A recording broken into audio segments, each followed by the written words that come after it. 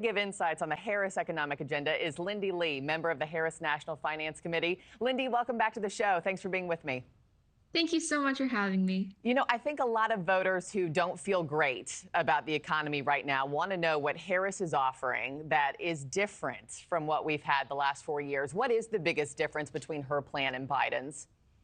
The difference is night and day, and well, certainly in terms of Harris and Trump, but she's going to double down on all the good things that Biden offered, including, as you already mentioned, the $6,000 child tax credit. But it's not just that. Trump is going to continue the multi-trillion-dollar treasury-busting tax cut for billionaires and corporations, while Harris is going to focus on the middle class, offering first-time homeowners a $25,000 down payment in terms of a tax credit. So the priorities couldn't be more night and day. Trump is saying that he's going to eliminate tax on overtime pay. But you know what? He's the same guy who said he doesn't like paying his employees overtime. So it's not just about what he says in the final days of the campaign. It's what he's been doing over a course of decades. And Lindy, you know, just a couple of weeks ago on The View, Kamala Harris said, you know, I wouldn't do anything differently from what Biden has done. Does that apply here, too? I mean, if, say, hypothetically, she wins and in January she takes the Oval Office, how will Americans, everyday Americans, feel the economy in a different way from what we've had the past 4 years?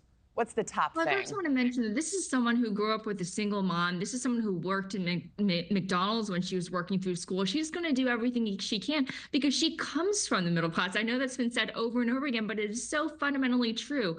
Trump grew up with a silver spoon in his mouth. He's never had to struggle. And in terms of your question, I actually think she probably should have elaborated on that statement. There are a number of things that she's going to do differently from President Biden, and that is doubling down on the investments in the middle class, but not only in terms of tax, but also in terms of housing. She committed to build 3 million units during her first term. And this is a substantial commitment because housing is such a tremendous issue for Americans, whether they live in the city or in rural areas. So I'm extremely heartened by this. With 20 days left, what does the Harris campaign need to focus on most when it comes to the economy? Man, well, I'm right here in Philadelphia, Pennsylvania. This is the Synosia or the Blue Wall. It's really going to come down to Wisconsin, Pennsylvania, and Michigan. These 3 fundamental states, but also the 7 battleground states at large. And she's going to do everything she can to shore up the support in Philadelphia and Pittsburgh, the liberal strongholds. But it's not about that. It's also about losing by less in traditionally Republican areas like Northeast Pennsylvania, where you have Scranton. And you saw her go to Erie County this week. Erie County, which is in northwestern Pennsylvania, is extremely red. And so she's doing everything. She's going everywhere she can. Do you think 20 days is enough to close that trust gap, Lindy? You think you think 20 days is enough to close that trust gap that some voters have with her economic agenda?